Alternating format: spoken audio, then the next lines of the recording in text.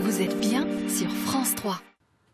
Bienvenue dans ce nouveau numéro d'Enquête de région. Les célébrités gravitent dans notre quotidien où se bousculent parfois véritables artistes et professionnels, mais aussi produits très marketés. De la télé-réalité au télécrochet, des blogs aux réseaux sociaux, la célébrité peut arriver très vite.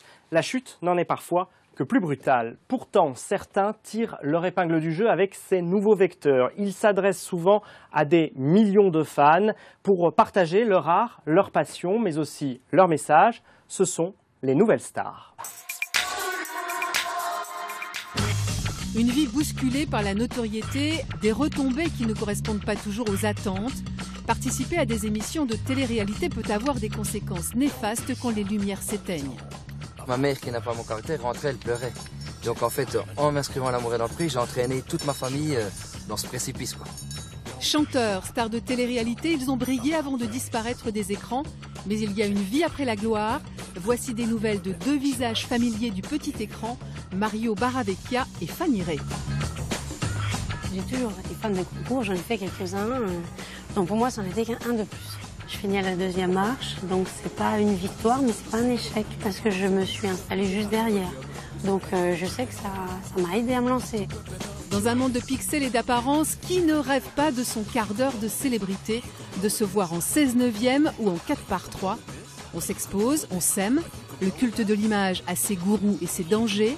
Relooking, coaching, gare au piège d'une perfection illusoire, source de frustration. En clair, sois belle, mais reste toi. Personne n'est parfait. On donne l'image d'être parfait, mais on n'y est pas en fait. Chacun a ses défauts, ses qualités, et après on avance avec. Monseigneur Giraud est célèbre sur la toile, cela fait 13 ans qu'il l'a investi pour prêcher la bonne parole. Rompu à l'internet, l'archevêque de Sens est devenu la coqueluche des médias et des internautes. Twitter, Facebook, blog, ce prélat 2.0 fait feu de tout bois. J'essaye de mettre de la bonté, j'allais dire presque de la gentillesse parfois, dans des réseaux qui sont parfois durs, violents, où on se répond, on s'invective, on s'envoie des insultes constamment. Et j'essaie d'être tout le temps positif, quoi. Les nouvelles stars, c'est tout de suite dans Enquête de région.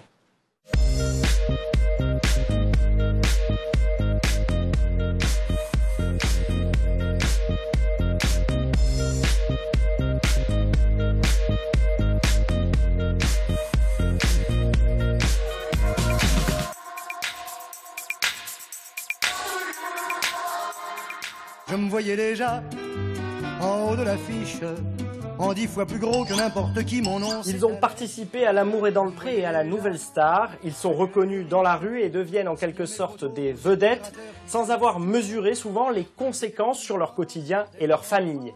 On a rencontré d'anciens candidats de la télé-réalité pour mieux comprendre ce qui se passe face et surtout derrière la caméra.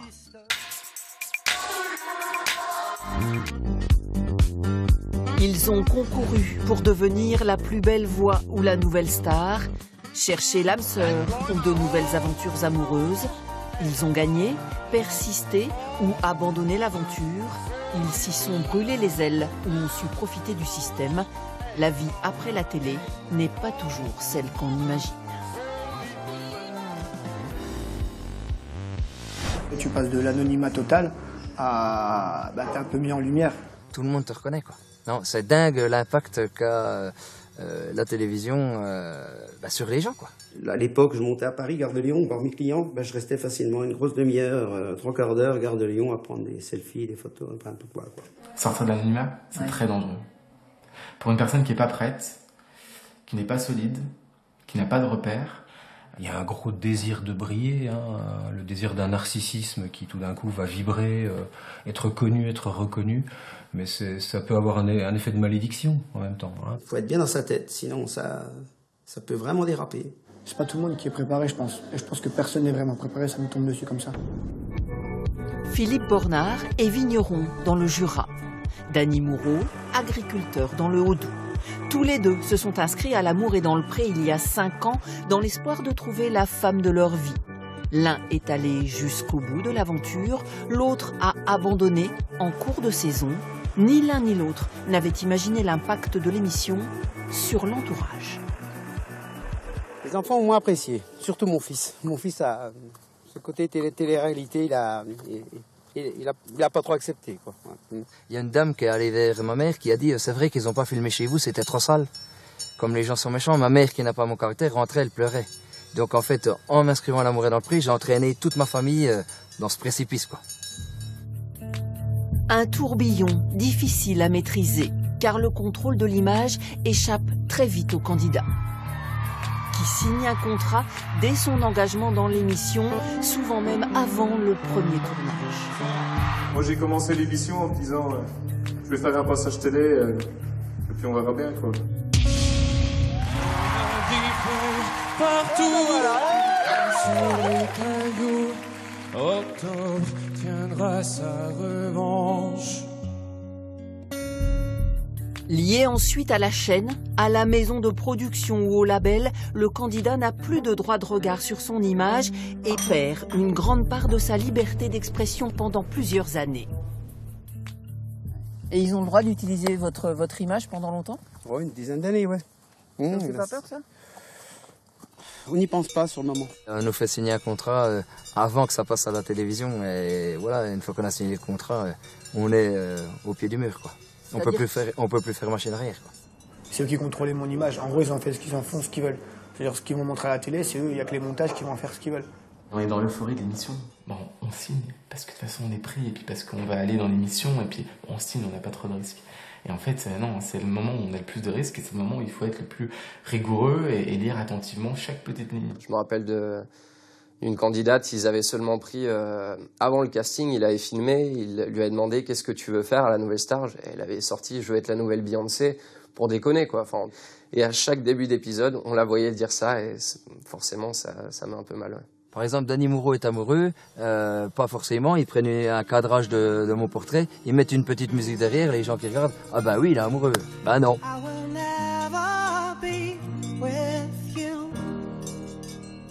Oh, je suis un bon agriculteur, je suis heureux, tu soles sur mon tracteur. Moi, je suis un bon petit paysan. De toute façon, s'ils m'ont pris moi, c'est pas parce que j'étais agriculteur. C'est l'agriculteur qui joue de l'accordéon. Ils avaient jamais eu un candidat comme ça, et voilà pourquoi ils m'ont pris. J'ai un blocage par rapport à la confiance, surtout envers les copines. Fais pas rire, t'es bête.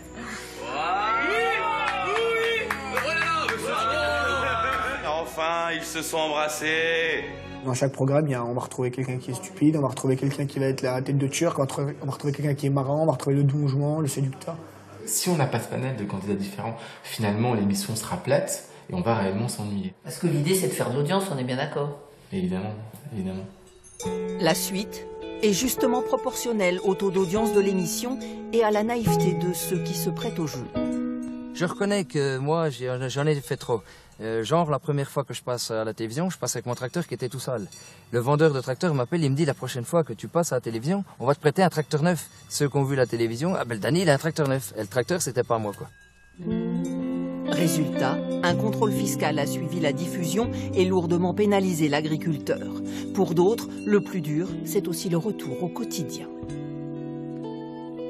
Une fois que c'est tout retombé, c'est vrai que ça fait un peu mal parce qu'on s'attend à être aidé, à être poussé jusqu'au bout, mais finalement on se retrouve face à soi-même. Je veux dire, après, il y a quand même des aides qui restent, mais il y a un moment où on se dit, je pensais que ça allait marcher que grâce à ça, et en fait non. Le risque, c'est un effondrement dépressif quand les stimulations s'arrêtent, quoi.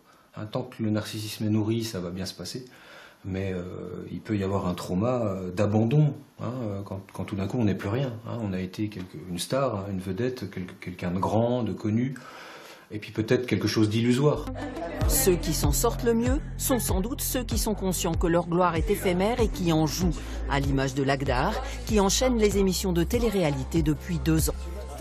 Ouais, je vis de ça, des placements de produits. Je fais des placements de produits, c'est-à-dire de la pub pour certaines marques. C'est-à-dire vous portez un t-shirt? Je porte un t-shirt, je fais la pub pour un produit, pour une personne qui va faire du yoga, pour des produits minceurs, pour des trucs comme ça. Et en échange, moi, je suis rémunéré, ce qui me permet de vivre. Il dit ne pas se prendre au sérieux et gérer son image sur les réseaux sociaux, bref, profiter autant que possible. Tous ne sont pas aussi lucides. Certains confondent peut-être notoriété et talent. Et la reconnaissance se fait pas du jour au lendemain, c'est comme une certaine expérience en fait finalement. Et on n'a pas de la reconnaissance au bout d'un an de carrière ou 2 ans. Et bien souvent, beaucoup pensent qu'on a de la reconnaissance parce qu'on a fait 2 primes à la télé. Mais en fait c'est que le début et on a bien souvent encore rien fait à ce moment-là. Dépression ou burn-out pour les uns, gloire sans lendemain pour les autres. Malgré les mises en garde et les histoires de vie gâchée, la télé-réalité continue d'attirer et de faire recette.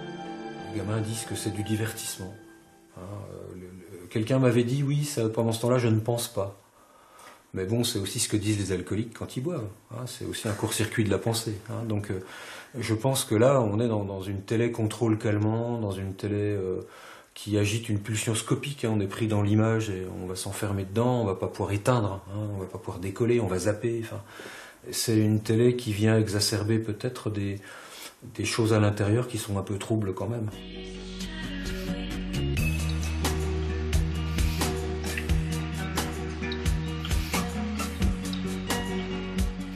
5 ans après, rien n'a changé. Il faut toujours que je me justifie. Quand je vais jouer de l'accordéon partout, il faut que je me justifie. Je prends toujours un quart d'heure et je dis aux gens, posez toutes vos questions. Et au final, vous n'avez pas trouvé de femme?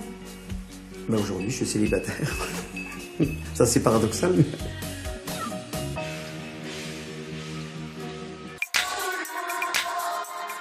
Chanteurs ou stars de la télé-réalité, ils nous ont fait craquer, rire ou bien même pleurer avant de disparaître des écrans radars. Mais il y a une vie après la gloire. Nous sommes partis à la rencontre de 2 visages familiers du petit écran, Mario Baravecchia et Fanny Rey.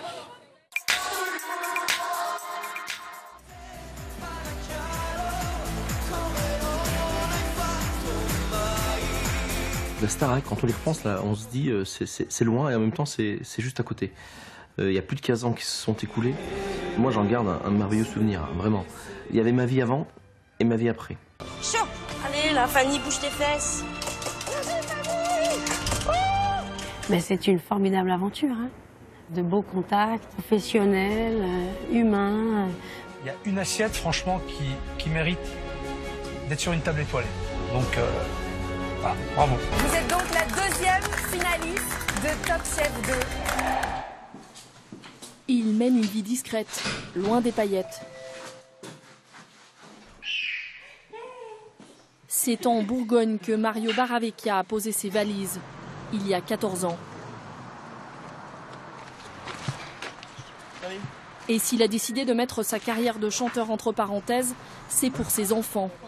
Ce papa comblé voulait subvenir aux besoins de la famille. Viens voir là.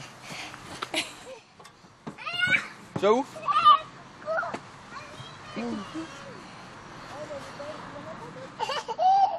J'ai eu la chance de vivre de la musique pendant plus de 10 ans. Et puis j'ai décidé de faire un break parce que il y avait une grosse crise du disque, parce que quand on est père de famille, on décide vraiment de réfléchir à son avenir, et que c'était un petit peu délicat d'aller un petit peu, comme certains intermittents du spectacle le font aujourd'hui, un petit peu dans le brouillard. Alors à 40 ans, Mario a changé de vie.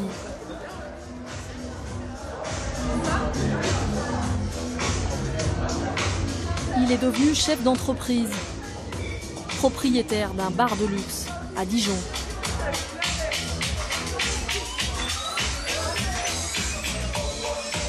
Donc moi j'ai voulu les voir aujourd'hui pour le développement du magazine sur la région Metz-Nancy-Luxembourg. Fan de culture et de gastronomie, Mario s'est aussi lancé dans la presse en fondant un magazine de tourisme haut de gamme. Le lecteur aime apprendre l'histoire d'un chef, l'histoire d'un hôtel, l'histoire d'une boutique. Un gratuit distribué dans l'Est de la France et au Maroc, avec chaque mois des stars à la une. On ne se refait pas. Donc il n'y a plus qu'à maintenant. C'est grâce à mon réseau artistique, c'est grâce à mes contacts à Paris. Voilà. Après, au niveau de la clientèle et des annonceurs, ils ne font pas de la com parce que c'est Mario. Si, peut-être au début pour lui faire plaisir, mais s'il n'y avait pas un vrai retour et qu'il n'y avait pas une vraie qualité, j'en serais pas là aujourd'hui.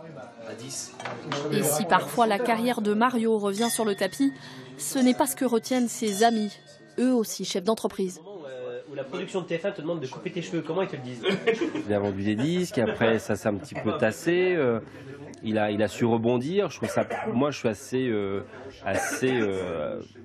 assez bluffé et je trouve ça courageux de sa part de rebondir aussi bien dans un autre domaine que celui dont on l'a connu. En 2011, Mario participe à la première édition d'une émission culte, la Star Academy.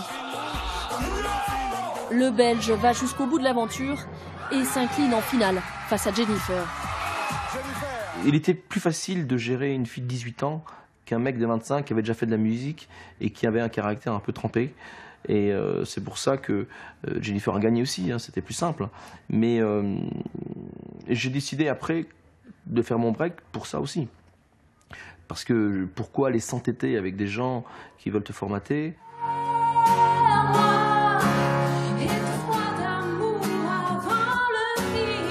Et si Mario n'arrive plus à vivre de sa passion, il n'a pas pour autant abandonné la musique. Aujourd'hui, il tente de faire découvrir de nouveaux talents.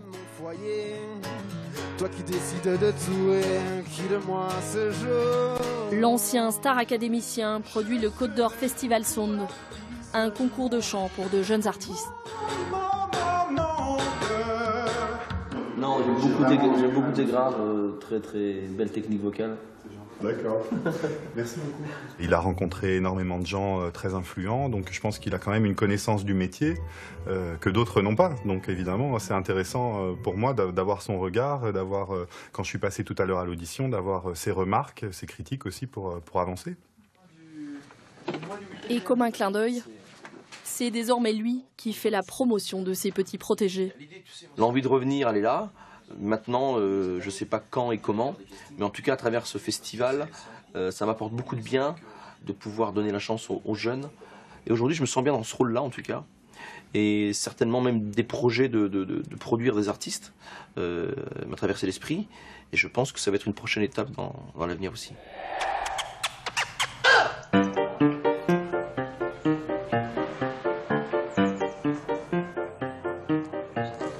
Son histoire, Fanny Rey l'écrit elle en plein cœur de la Provence, à Saint-Rémy où elle coule des jours heureux avec son compagnon et ses 2 enfants. Propriétaire d'une auberge récompensée d'une étoile au Michelin, la chef souhaite mettre en valeur les producteurs locaux. Bonjour Nicolas. Alors qu'est-ce que tu me ramènes de beau? Alors, on a du thym citron. Ben voilà, parfait. Et de la lavande. Bon, eh ben on va s'amuser. On va bien s'amuser. Le but, c'est qu'à chaque bouchée, il y ait une sensation différente. Voilà. Ça y est, c'est parti. Romain, trouvez-moi une microplane, s'il vous plaît. Oui. Et un citron vert. Tu me poses. Et en cuisine, le patron, c'est elle. D'accord. Je veux juste un tour de moulin là, sur mes petits légumes, là, s'il vous plaît. Allez, vas-y, bon, C'est une petite femme très sympa, dynamique, pleine d'énergie. Voilà, faut y aller. C'est terminé le vélo. En 2011, quand on lui propose de participer à Top Chef, ce petit bout de femme n'hésite pas. On peut pas essuyer? Oh non, on peut plus rien faire. J'ai toujours été fan de concours, j'en ai fait quelques-uns. Donc pour moi, ça n'en était qu'un de plus. Je finis à la 2e marche, donc c'est pas une victoire, mais c'est pas un échec, parce que je me suis installée juste derrière. Donc je sais que ça m'a aidé à me lancer. Après l'aventure, elle rachète cet ancien relais de poste, où elle propose à ses clients une cuisine de tradition, à sa sauce. Moi j'aime bien la cuisine un petit peu punchy. Donc autour de ces produits cuisinés simplement, je vais rajouter des petits condiments. J'aime beaucoup les jus, les essences, les bouillons, les consommés. Donc je vais rajouter un petit peu de parfum. Donc, mais elle a quand même une connotation provençale et méditerranéenne. Comme ce bœuf rôti au cèpe avec un jus anisé, l'un des plats signature de la maison. Je viens d'ici depuis longtemps. Et chaque année, je retrouve toujours un plat nouveau et toujours une qualité qui monte. C'est savoureux, quoi. C'est très gustatif. C'est la Méditerranée dans l'assiette.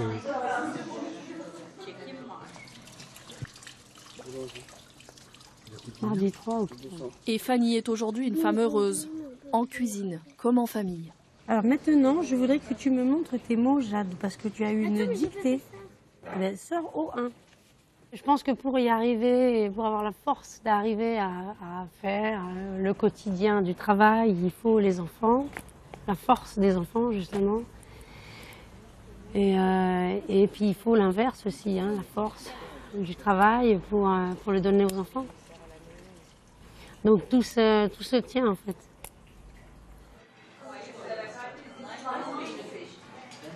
Fanny, tu peux venir voir s'il te plaît, si ça te plaît?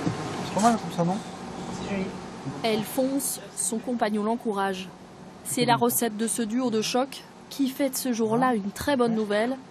Fanny vient d'être désignée femme chef de l'année par un célèbre guide. Je suis très fier, très fier. Elle a 36 ans, elle vient d'avoir 36 ans. Donc à 36 ans, on lui aurait dit il y a 3-4 ans quand on était ici que c'était vraiment difficile parce qu'il a fallu tout refaire ici, les plâtres, tout ça. Elle aidait les femmes de chambre à faire les chambres, hein, il y a à peine 3-4 ans. Je lui ai dit, écoute, dans 3-4 ans, tu seras chef de l'année. Elle m'aurait dit, là, tu te moques de moi. Fanny, Mario, deux passionnés qui ont emprunté des chemins différents. Que nous disent-ils? Continuons. L'avenir s'écrit loin de la télé.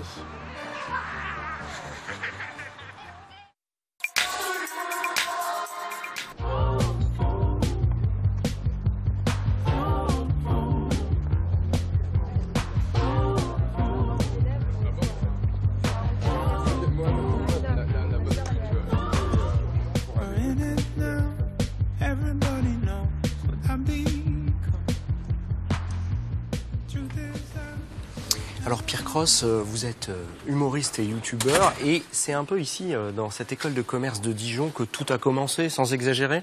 Sans exagérer. Non, je suis venu ici en 2007 et je faisais même des spectacles en bas là, avec la troupe de théâtre de l'école et avec des potes, on a fait pas mal de trucs ici. C'est là qu'est née l'idée des PowerPoint qui sont un peu la base de votre spectacle? Ouais, c'est un peu grâce à l'école de commerce parce qu'on faisait des présentations en groupe et que en rajoutant 2-3 vannes, je me rendais compte de la mécanique, qu'elle marchait bien, etc. Et après, via cette école, je suis allé aussi aux États-Unis avec un partenariat. Et c'est là-bas vraiment que j'ai commencé à écrire mon spectacle. Parce que j'avais un peu de temps le soir, etc. Donc je m'y suis mis vraiment là-bas. Et en rentrant à Paris, j'ai commencé la scène. On va s'asseoir. Ouais. Pierre, vous êtes en pleine tournée parce que vous avez commencé la scène justement, mais en même temps, presque en parallèle, vous avez choisi de faire des vidéos sur YouTube. On se questionne dans cette émission sur les nouvelles formes de célébrité. Et vous êtes suivi aujourd'hui par 1 700 000 personnes et plus sur YouTube. C'est quoi la différence entre le contact avec le public sur la scène et ce que vous vivez avec les internautes finalement? Moi, ça a été assez important de commencer par la scène. Et je me suis fait de l'expérience, surtout à Paris, dans des toutes petites salles où on est moins de 50 personnes. Et on est vraiment au contact du public. Et du coup, on voit tout de suite ce que c'est une bonne blague ou une mauvaise vanne. Et donc, quand on fait la transition avec Internet, c'est plus facile, une fois qu'on a fait de la scène, de se dire ce que je vais dire devant la caméra. J'ai pas de retour direct des gens, mais au moins j'ai un peu d'expérience sur scène et je sais ce qui va faire marrer les gens. Plutôt que faire l'inverse, il y en a qui l'ont fait. Norman a fait l'inverse, par exemple. Et c'est plus difficile l'inverse? Je pense que c'est plus compliqué parce qu'au début, quand on commence vraiment devant une caméra, on se dit on tente ça, mais on ne sait pas si c'est marrant ou pas. Donc lui a eu ce talent-là et puis il a travaillé pour que ça fonctionne comme ça. Mais j'imagine que pour tout le monde, ça fonctionne pas pareil. Je vous propose de regarder un extrait de votre spectacle puisque vous êtes ce jeudi et ce vendredi dans la région. On va en profiter à Mâcon et à Châlons. Regardez un petit extrait de votre spectacle autour justement de cette question des PowerPoints. C'est aux États-Unis que j'ai appris à utiliser PowerPoint pour la première fois. Vous connaissez PowerPoint? Ouais. Qui a moins de 30 ans dans la salle? Juste petit sondage. D'accord. Pour les moins de 30 ans, pas de souci. PowerPoint, c'est surtout les ordinateurs depuis qu'on est jeune. Qui a entre 30 et 40 ans, s'il vous plaît? Ça tire un peu plus la gueule, hein. D'accord. Pour vous, pour que vous ne soyez pas perdus sur mon sketch, dites-vous que c'est plus l'équivalent du rétroprojecteur à votre époque. Voilà, feuille transparente. Moins rapide sur les transitions. On en serait déjà à 2 heures de spectacle. Et qui a plus de 40 ans, juste pour rigoler? D'accord. Majorité en Suisse. Vous, c'est plus les hiéroglyphes. Comme ça, on n'est pas perdu et tout va bien. Pierre, est-ce que c'est le même public qui vient vous voir? Est-ce que ce sont les mêmes personnes? Est-ce que les gens qui viennent vous voir à la fin des spectacles disent « Ah ben moi, je vous ai connu sur YouTube ». Ouais, de plus en plus. C'est-à-dire que j'ai commencé en faisant mon spectacle à Paris, en me faisant un public vraiment de théâtre qui avait l'habitude d'aller voir des one-man shows, etc. et qui découvrait un peu ce nouveau concept. Et puis petit à petit, avec la chaîne sur Internet, les gens viennent maintenant à 80% dans la salle. C'est des gens qui connaissent très bien mon travail, qui ont les références. Si je dis un truc qui a une référence par rapport à ma chaîne, vont rire un peu avant ceux qui n'ont pas la référence. Après, j'explique dans le spectacle pour que ça fasse pas non plus un décalage. Mais de plus en plus, ouais, c'est forcément des gens qui... L'un alimente l'autre? Ouais, l'un alimente l'autre. Artistiquement, le spectacle m'a beaucoup aidé à créer mon style de vidéo et à trouver mon style d'humour. Et les vidéos alimentent les salles et la proximité avec le public. Oui, ça maintient un lien avec le public, même quand vous n'êtes pas en tournée comme en ce moment. Ouais, bien sûr. Et puis même quand les gens me croisent dans la rue, ils sont au courant parce que je suis quelqu'un qui a décidé de montrer pas mal de choses. Alors, je fais mes choix et je montre ce que je veux, mais des fois, je montre des choses de ma vie. Et des fois, les gens m'arrêtent dans la rue en disant comment il va ton poisson parce que je viens d'acheter un poisson. Comment ça va sur ta roue parce que je me déplace en roue sur Paris. Est-ce que c'est pas un peu difficile ça par rapport aux humoristes, j'allais dire classiques, parce que vous êtes astreint à mettre 1 ou 2 vidéos sur YouTube par semaine? Ouais. Même plus des fois. Non, c'est pas contraignant. Moi, c'est un choix que j'ai fait. C'est vrai, il faut tout le temps inventer, tout le temps créer. Ouais, mais c'était aussi le choix justement de dire je vais poster souvent. Ça me permet de tester plein de trucs. Et aujourd'hui, la liberté que j'ai sur ma chaîne, c'est que si je veux faire une vidéo avec des PowerPoint ou si je veux faire un cache-cache dans un Conforama, je peux le faire. C'est un peu ce que j'aime sur ma chaîne, c'est que vu qu'il y a beaucoup de contenu, je peux de temps en temps vraiment partir dans une direction totalement différente dans laquelle je n'aurais pas osé aller si je faisais moins de contenu. Et là, je me permets de tester plein de trucs. Alors, vous avez 30 ans, vous êtes suivi par des millions de personnes, les vidéos sont vues aussi des millions de fois. Ça fait quoi, objectivement? Est-ce qu'on arrive à garder un peu les pieds sur terre? Bah oui, parce que ça s'est pas non plus créé du jour au lendemain. C'est-à-dire que j'ai quand même beaucoup bossé pour arriver à ça. J'en suis à plus de 450 vidéos. Donc j'ai vu le truc arriver petit à petit. Ouais, je peux ça passer du jour au lendemain à 1 million d'abonnés. C'est aussi du travail, donc. Ouais, c'est ça. Mais les premières fois qu'on me reconnaît dans la rue, on ne connaît pas mon nom, on dit « Ah, c'est le mec des PowerPoint », et puis petit à petit, ça se crée comme ça, donc c'est sympa. Et puis j'essaye aussi d'amener aussi mon entourage avec moi, c'est-à-dire que mes potes passent dans les vidéos, donc quand on se balade dans la rue, il n'y a pas que moi, c'est mon pote qui se fait aussi reconnaître, mon ancien coloc qui se fait aussi reconnaître, donc c'est sympa, ça amène un petit côté famille, donc il n'y a pas eu un détachement en disant hey, lui c'est la star et nous on est à côté, quoi. Merci Pierre de nous avoir partagé ce passage de votre carrière qui débute et qui continue à en tourner un peu dans toute la France et donc cette semaine particulièrement dans notre région. Merci. Merci. Dans une société où l'image est omniprésente et où chacun s'expose largement au regard de l'autre, on va s'intéresser au danger de coller trop près à une image voulue par les médias. On va essayer aussi de se questionner sur les atouts d'une image véritablement en rapport avec sa personnalité.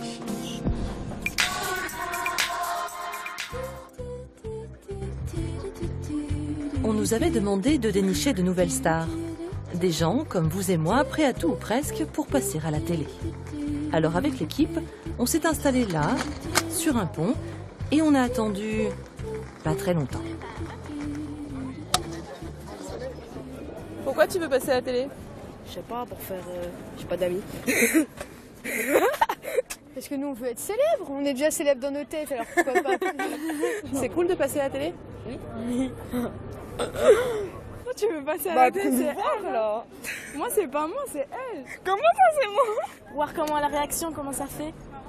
Les gens qui voir, comme par exemple les stars quand elles se voyaient à la télé. Ah c'est François, la régionale. Je vous l'ai dit. Puis salut la daronne et tout. Mamie, je te salue, bisous. Oh, j'ai trop chier. Vous faites un peu les stars là? Ouais. Un petit peu. Bon, on va faire notre buzz là, c'est France 3. Se montrer, séduire, le 21e siècle est impudique et sans limite. On pose, on poste, on share, on like, on s'aime. L'écran est le nouveau miroir aux alouettes, Andy Warhol et son prophète. On veut tous notre quart d'heure de célébrité. Comme Marine et Brice, montés à Paris pour faire de la radio, mais leur truc c'est la télé, en réalité. Imaginons, vous avez carte blanche, qui est-ce que vous aimeriez être? Alors moi, animateur de divertissement, une grosse chaîne, on va dire TF1. Prime time le vendredi soir, à la place de Koh-Lanta. Dans votre tête, vous êtes qui? Il y en a plusieurs que j'aime, mais je dirais plutôt Arthur. Moi, j'adore la télé américaine. Et je sais que Ellen du Ellen Show, je sais pas si ça parle, bah ouais. c'est ouf. Ah, du coup, tu m'as donné une idée, Jimmy Fallon. Ah bah voilà. C'est pas un peu narcissique de vouloir voir sa tête? Oh bah je pense. Hein. Je pense que... En tout cas, je pense que tous les présentateurs ou tous ceux qui font de la radio dans les médias, je pense qu'il y a un côté narcissique. Tout le monde est un peu mégalo. On le dit pas, mais je pense que tout le monde a envie d'être vu, quoi. Et dans un monde de pixels et d'apparence... Bonjour Élise. Bonjour. Pas moyen de faire l'économie de son image, et l'image, c'est bon pour l'économie. C'est même un métier, celui d'Aurélie. Morpho, couleur, dressing, elle conseille, relook, corrige. Le coaching, une activité autrefois réservée à l'élite, mais qui s'est sérieusement démocratisée. Vous regardez bien vers les yeux, les ailes du nez, la bouche, ce que ça donne sur votre teint. Après ces deux teintes-là, on va passer à des vraies couleurs. On est loin du vu à la télé avec ces métamorphoses de l'extrême. Dans la vraie vie, la conseillère image procède par petites touches en accord avec une vraie personne, voire une vraie personnalité. Qu'est-ce que vous êtes venu chercher auprès d'Aurélie? Alors surtout des conseils sur la morphologie et après un style précis pour mon emploi après, pour trouver des stages en tant qu'éducatrice spécialisée. Parce que je voulais créer une barrière entre... Enfin, je voulais pas être trop à dos. Vous pensiez pas pouvoir y arriver toute seule? Je pense que j'aurais pu, mais j'aurais pas été aussi précise. Pour trouver un métier, la compétition est rude et donc on veut être sur son meilleur jour parce que c'est les premières secondes qui vont être importantes. Voilà, c'est l'image qu'on va dégager. La personne, elle va se faire déjà un avis sur nous pendant les premières secondes où elle va nous voir. Est-ce que c'est pas donner trop d'importance à l'image? Quand on est plus soi, quand on se change complètement, là, c'est pas bon. Mais après, quand on veut mettre en valeur ce qu'on a de joli, il n'y a rien de mauvais là-dedans. Et non, il n'y a pas de mal à se faire du bien. Mais est-ce qu'on s'en fait vraiment? Où commence le moule? Où s'arrête la liberté? À quel moment l'être disparaît-il au profit du paraître? Et pour ressembler à qui au juste? Quels sont nos modèles? Allez hop, retour sur le pont. Qu'est-ce que vous aimez à la télé? Qu'est-ce que vous regardez? Plutôt les téléréalités. Moi je regarde Énergie 12, les 9, les téléréalités, les Anges, les Marseillais, les Ch'tis. C'est trop bien. Elles sont toutes refaites, on dirait. Genre les bouches de Mérou. Voilà, ils ont faux seins, faux cul, faux tout. C'est tout sauf de la réalité en fait. Ouais, absolument, c'est bien dit. Et voilà, rien que du toc. Mais on a beau dire, la dictature de l'image parfaite, synonyme de bonheur intense, ça compte. Et comme nous autres médias sommes un peu responsables, nous sommes allés consulter. Dans l'intimité de son petit salon, Catherine Baudier met un point d'honneur à valoriser l'invisible, la partie immergée de notre iceberg. Son credo, c'est l'humain, avec ses failles, ses doutes, ses blessures parfois.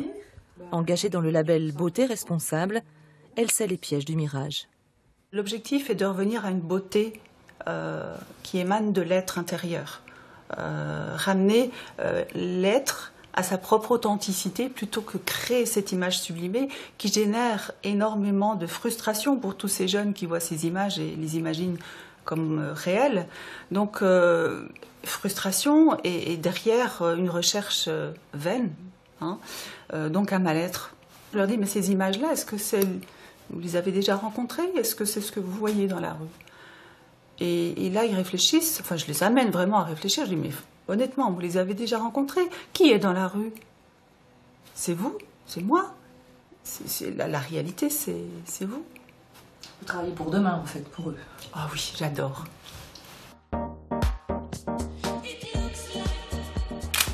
Difficile quand on est jeune et malléable de ne pas céder aux sirènes du plus que parfait. En lice pour la finale du concours Miss Top Ado, Emeline a un atout, Sophie. On ne triche pas, faut pas.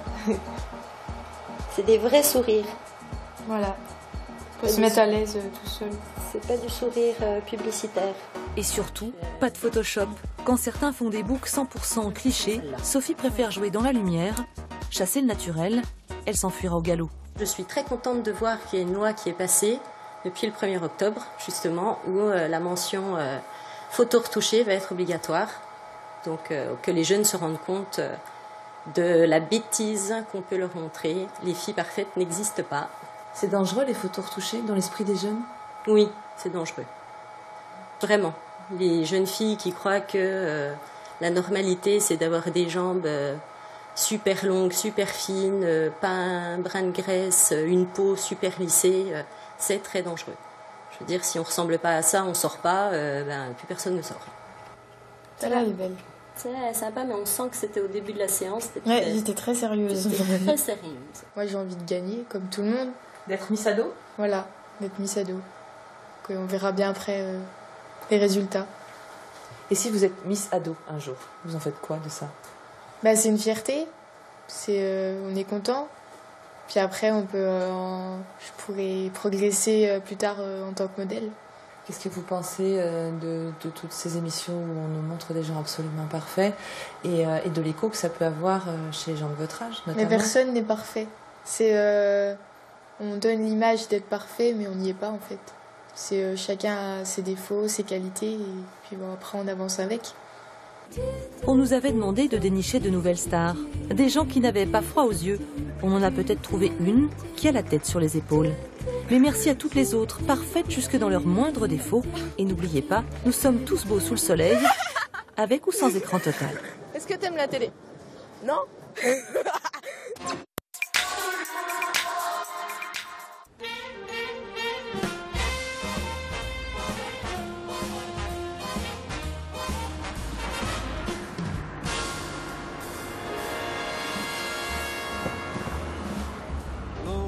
Load up, and bring your friends. It's fun to lose and to pretend. Docteur Gérard Miret, les célébrités, la célébrité qu'on évoque depuis le début de cette émission, on se demande pourquoi. Pourquoi certaines personnes ont envie d'être célèbres? Quel est le mécanisme dans la tête? Mécanisme, je pense qu'il y en a plusieurs. C'est sûrement pour combler déjà un manque, un vide, quelque chose. Avec un objectif dans sa vie, c'est de pouvoir être sur les feux de la rampe, en première ligne, parce que on arrive comme ça à réaliser quelque chose qui était douloureux, ou tout au moins qu'il fallait combler. Je pense qu'on peut globalement évoquer un fonctionnement comme ça. Maintenant, chaque cas est particulier, vous saviez bien que chaque personnalité est à son... Justement non. Et à partir de là, je pense que c'est important de voir quand même que c'est une espèce de fonctionnement pour trouver un équilibre. Alors après... Des célébrités, il y en a toujours eu dans l'histoire, des stars. Aujourd'hui, il y en a peut-être plus qu'avant. En tous les cas, la célébrité peut arriver plus vite, les réseaux sociaux, la télé-réalité, on l'a abordé dans cette émission. Voilà. Je pense que c'est vraiment typique de notre époque. Vous voyez bien tous les médias, vous voyez bien chacun son smartphone, chacun peut d'un seul coup être passé en vedette, devient quelqu'un d'important. On passe très vite de l'anonymat à la célébrité. Très vite, mais on passe très vite aussi de l'autre côté. Et c'est ça, je crois, qui est le plus dur. Mais ça a toujours été, encore une fois, il y a toujours eu des personnages qui ont eu besoin de célébrité, ou après qui se sont ramassés, on va dire, entre guillemets, si vous me permettez l'expression. Donc quelque part, on retrouve quand même ce mécanisme de quelqu'un, d'une personne qui veut devenir célèbre, et une fois qu'il l'est, et bien après, il faut qu'il assume. Et ça, c'est pas toujours évident non plus. Parce que maintenant, on a cette accélération, c'est que, comme je disais tout de suite, on arrive très vite à devenir célèbre, mais après, on perd très vite cette célébrité, et là, ça peut donner, j'allais dire, des grosses difficultés, et il faut ramasser quelquefois les pots cassés. Qu'est-ce qui se passe, justement, quand on est en haut de façon un peu brutale? Quel est le mécanisme qui fait qu'ensuite on peut chuter? Alors c'est une autre image, la personne a une autre image de lui-même. D'un seul coup, elle a une autre image d'elle-même. Qu'est-ce qui se passe? Qu'est-ce qui arrive? Et puis c'est un autre monde, un monde de responsabilité, un monde où il faut faire attention à ne pas faire des erreurs, ne pas prendre les pieds dans le tapis, si j'ose dire. Et là, ça peut être une fragilité qui apparaît parce que la personne perd sa confiance en elle, et à ce moment-là, on est devant quelque chose qui peut amener des angoisses, des difficultés, parce que la personne n'arrive pas à assumer. Je crois qu'il faut toujours avoir cette image en tête, elle n'est plus dans la même fonction. C'est souvent facile pour quelqu'un d'être en deuxième ligne, de donner des conseils, de faire des choses qui soient, disons, plus faciles à gérer. Mais après, quand on est en première ligne, on n'a plus du tout la même image et la même position. On n'a plus d'intimité, presque plus de vie personnelle, de moins en moins aujourd'hui. Vous parliez des téléphones dans la poche, on prend une photo, c'est vite fait. Tout à fait. Je crois que c'est très typique, par exemple, des sportifs, des vedettes, des stars qui un jour se trouvent complètement à l'abandon. Et ça, les jeunes sportifs, par exemple, qui sont montés en flèche, qui, à la fin de leur carrière, se retrouvent en difficulté. Ça, c'est aussi quelque chose parce qu'on ne va plus parler d'eux comme on parlait avant. Et ça, psychologiquement, ça peut être très difficile à faire. Comment on se prémunit de ces situations-là quand on arrive à la célébrité soudaine? Est-ce que les proches, l'entourage ont un rôle particulier? Non, je pense pas. Les proches, l'entourage, j'allais dire, ils sont obligés de vivre ça un petit peu extérieur. Des fois, ils sont victimes aussi. Ils sont victimes. J'allais dire, ma foi, ils ont plus le même personnage qu'ils avaient. C'est plus vraiment le lien familial. La personne est prise par autre chose. Bon, c'est toujours facile. Toujours l'exemple de Paul McCartney à qui sa fille toute petite dit, mais qui c'est ce McCartney dont il parle tout le temps? Elle n'avait pas fait le rapprochement entre son père et la célébrité. Voilà, c'est quand même important. Est-ce que vous avez l'impression que vous allez être confronté, vous le médecin aussi, à de plus en plus de personnes qui, comme ça, peuvent avoir des difficultés liées à ces célébrités soudaines qui passent et qui viennent assez vite? Je pense qu'on va être confronté à ces personnes qui, d'un seul coup, vont se retrouver dans une espèce de vide parce que on ne parle plus d'elles comme on devait parler. Ils n'ont plus du tout la célébrité qu'on pouvait imaginer. On retombe encore dans l'image qu'ils avaient auparavant, qui là devient une image négative parce que les points positifs qu'ils avaient pu avoir, eh bien, ils ne sont plus là. C'est vrai que manifestement, il faut qu'on oublie ces images toutes faites, qui sont souvent des images d'Épinal. C'est merveilleux, il a pris la célébrité, il est connu et tout, mais quelque part, c'est pas si facile que ça à assumer. Et je pense que c'est un message qu'il faut faire passer. Alors après, il y a souvent une fragilité qui est derrière tout ça. Bon, toutes ces personnes qui décompensent ne vont pas aller chez le psychiatre ou le psychologue, mais il y a un mal-être qu'il faut bien avoir. Et puis il y en a aussi qui savent le vivre et qui le vivent bien, on l'a vu aussi. Qui arrivent à se rétablir, et puis il y en a d'autres, ça soulage de ne plus être célèbre. Parce que, mais ceux qui sont célèbres et qui le vivent bien, ils ont un atout particulier?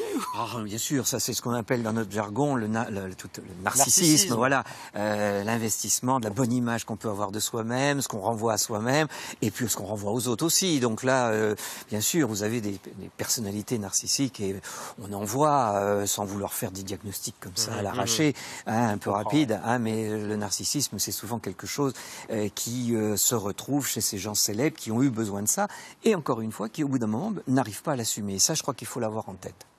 Alors bien sûr, à notre époque, comme on vous le disait, ça passe très vite, et je crois qu'il y a un contexte qui n'a rien à voir avec ce qu'on avait il y a même 50 ans. Donc là, c'est tout le côté des médias et l'accélération. Bon, les historiens parlent d'accélération de l'histoire, je pense qu'on est complètement là-dedans.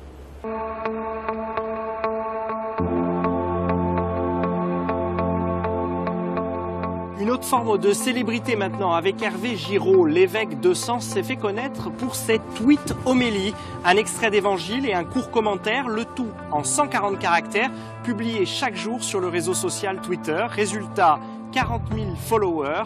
Rencontre tout de suite avec celui que l'on surnomme Monseigneur Twitter.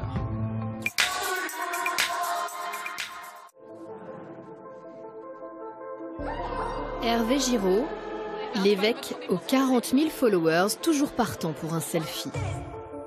Les journalistes l'ont rebaptisé Monseigneur Twitter. Cet homme de foi a un credo et l'Église doit être présente sur les réseaux sociaux. Le premier tweet du pape, en 2012, c'est en partie grâce à lui.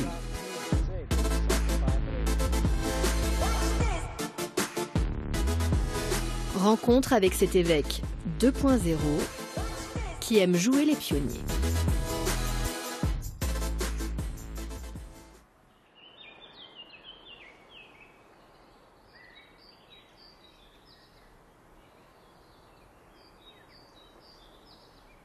Tous les matins, dès les premières lueurs de l'aube, Hervé Giraud a un rituel. Il vient se recueillir dans la crypte de la cathédrale d'Auxerre.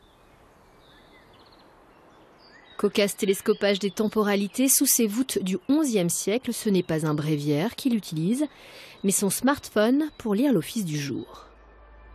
Hervé Giraud ne s'en cache pas, il est passionné de nouvelles technologies et d'Internet, mais avant de plonger dans la toile, cet évêque a besoin de commencer sa journée loin de la rumeur du monde. Je prie longuement et je prends après un long temps de silence, de méditation, de réflexion et qui m'aide aussi à préparer l'homélie du jour ou l'homélie du lendemain, puis celle que je mets par exemple sur les réseaux sociaux, sur Monde Hier, sur Internet ou sur Twitter ou sur Facebook. Hervé Giraud s'est emparé d'Internet il y a déjà bien longtemps. Ce prélat tient un blog depuis 14 ans. Il est sur Facebook depuis 7 ans. Et en janvier 2011, il devient le premier évêque français à avoir son compte Twitter. Alors, est-ce que vous avez des questions? Vous savez déjà tout. Cette passion est connue dans le diocèse. Elle lui a valu de nombreux articles de presse et des passages télé. Illustration lors de cette préparation d'une messe. Ce jour-là, à Saint-Fargeau, Monseigneur Giraud rencontre une dizaine de catholiques qui s'apprêtent à faire leur confirmation. Le portable trône sur la table et cela ne semble plus surprendre personne. Tous les chrétiens, normalement, sont baptisés, confirmés et ils ont fait leur communion. Je dis souvent que c'est un trépied comme ça. Voilà. Et s'il en manque un, c'est bancal. Et si c'est bancal, qu'est-ce que ça fait? Ça fait tomber mon iPhone. Ça, je ne peux pas faire tomber mon iPhone. Cet évêque ne se sépare jamais de son portable. Il consulte ses mails et le fil actu de Twitter plusieurs fois par jour et même pendant une célébration, l'appareil est glissé dans sa poche en mode vibreur. Monseigneur Giraud tient à être joignable par SMS à tout moment en cas d'urgence.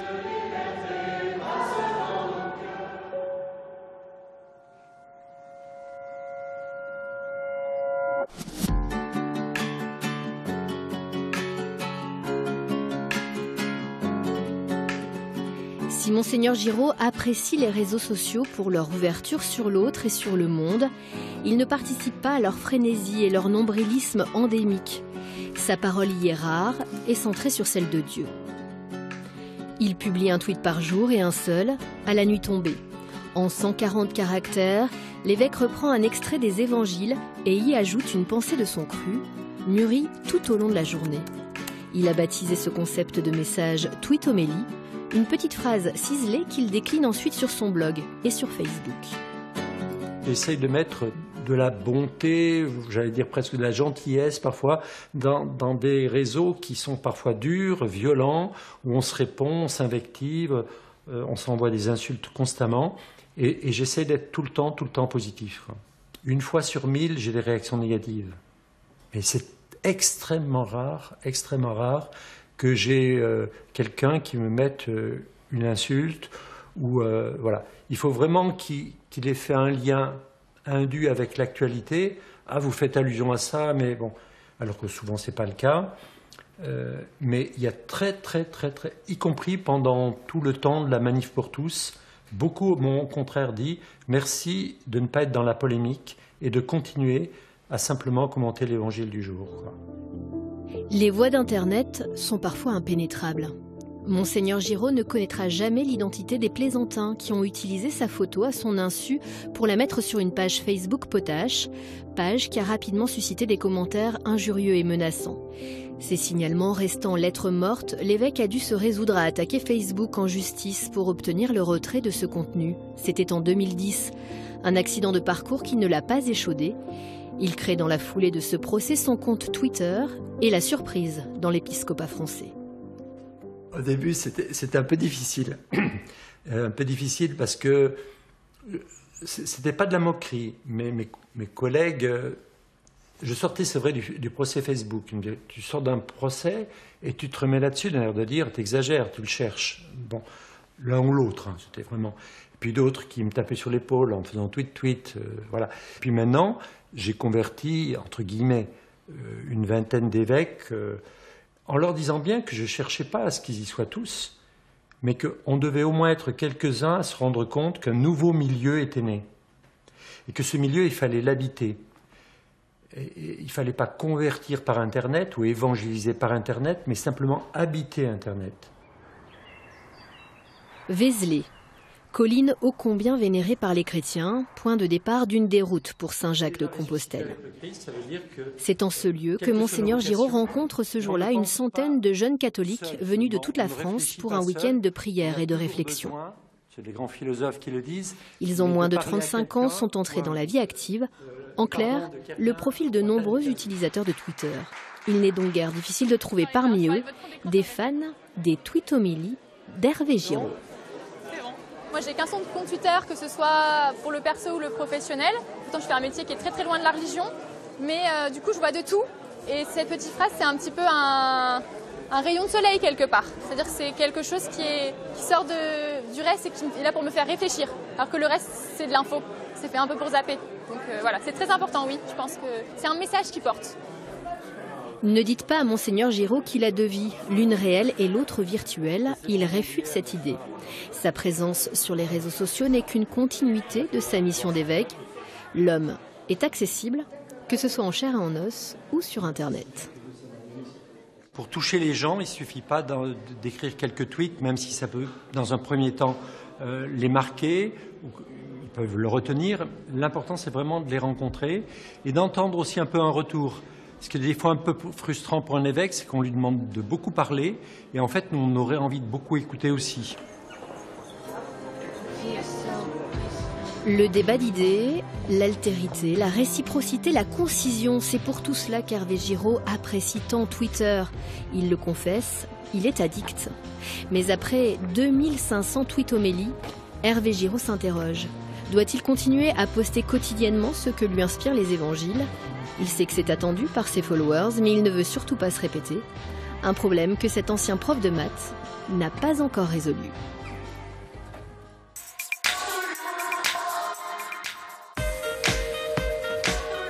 Voilà, c'est la fin de cette émission. On se retrouve le mois prochain pour un nouveau numéro d'Enquête de Région. Et d'ici là, prenez soin de vous.